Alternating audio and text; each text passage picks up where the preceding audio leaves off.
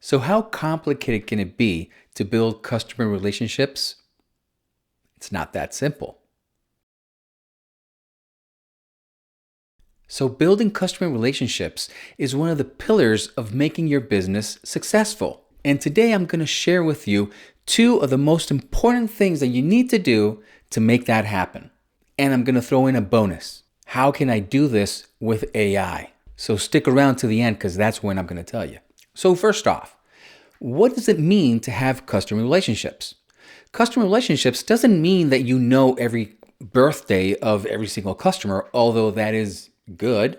The fundamental reason is because if you don't have a good relationship, you're not going to be able to know what they need. When you're building a customer relationship, what you're doing is understanding the customer needs so you can satisfy them. When you satisfy a customer need, they will be grateful, they will be thankful, they will want to keep on doing business with you. But what if you haven't done business with them yet? What do you do then? So in that case, what you will have to do is find out what would be your customer stereotype. That means you need to find how to build that customer avatar so you can build up how you're going to work with an audience. In other words, we're going to work our marketing strategy based on what your customer avatar is going to be. And how do we do that? Let's dig in. So there are two fundamental things that you need to do to get this done. The first one, segmentation.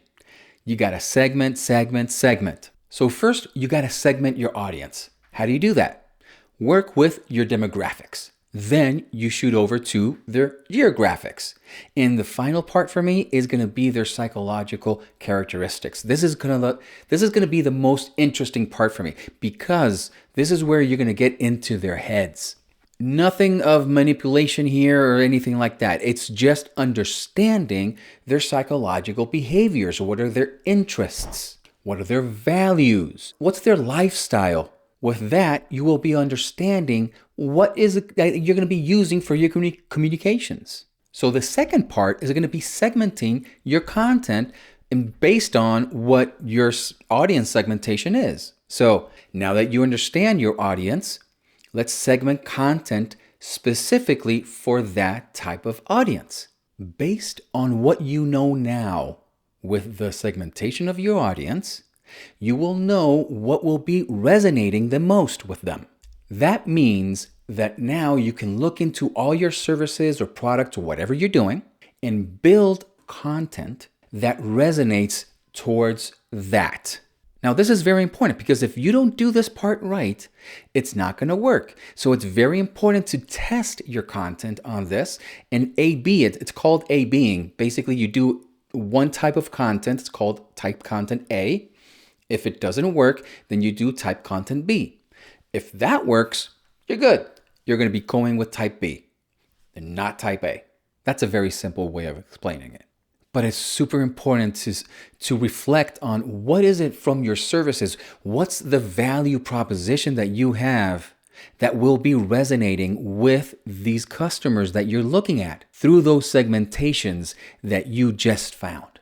Okay, the final part of the segmentation is going to be communications. Segment your communications. What do I mean by this? So we know who they are. We know what they want to listen to. We know what we're going to talk about. So where and when are we going to be talking? This means choosing a platform for the communication. Emails is always good. Social media, it's right there. It's free. Use it, please. So let's say you're going to use social media. What platform are you going to use? You can do a mix. You don't have to use just one. You can use Twitter, X, Facebook, LinkedIn, YouTube. You're not going to be replicating the content, but you are going to be replicating the message. The message is going to be what they want to hear. It's not going to be the same words. It's not going to be the same images, but the same message. So it will be resonating with them. Okay, so now we have segmentation. That's the first pillar for me. The second pillar is going to be frequency. Through segmentation, you already know what you're going to do, with what kind of content, who you're going to be addressing, where and when. Now you need to be constant. You need to be frequent. You need to be always talking to your customer. What are the advantages of being frequent? First off, if you're always talking to your customer, what's going to happen is you're going to become what's called the known factor. They know you. You become somebody that's known. So in other words, the more the people see you, the more the people talk to you, the more they will start to trust you, or at least not fear you. Another advantage of being frequent is that you will be top of mind. Eventually, they will stop and say, hey, today I want to buy XYZ product or service. Why are they going to choose you?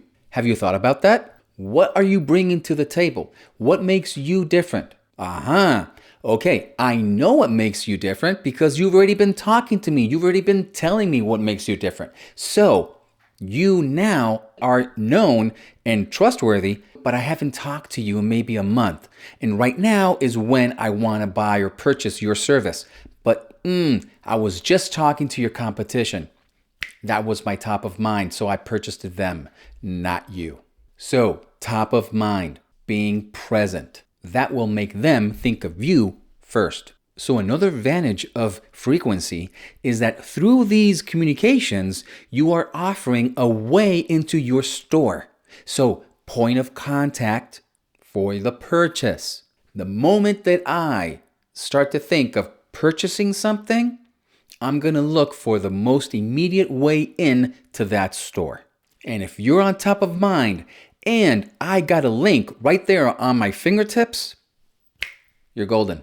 So building customer relationships is not that easy, but it's not super complicated. Now here's a bonus. I've talked about how we can start using AI marketing here in this video above. But what I'm going to say over there is where I really deep dive into it. But right now, I'm just going to reference it very quickly because this is the essence. Whatever tool of AI that you use, Gemini, ChatGPT, whatever, you will be building a profile that makes the AI understand what you are, what you sell, and all that we talked about just now, the segmentations, the frequency, the type of content that you want to use. It will understand, but you need to build it. So depending on what type of AI tool that you will be using is how you will build it. When you segment your audience, you need to research who they are. You need to feed that information into the AI. That way it will help you build better content. Now here's a little secret, and it's very important. So listen up. AI is not going to do it if you don't tell it. AI is only going to do what you tell it to do. So what you need to understand is that you are running the show. Oh, and one last thing. If you like the content, please subscribe and hit that like button. Thanks. See you in the next one. If you want to learn more about AI marketing, watch this video here.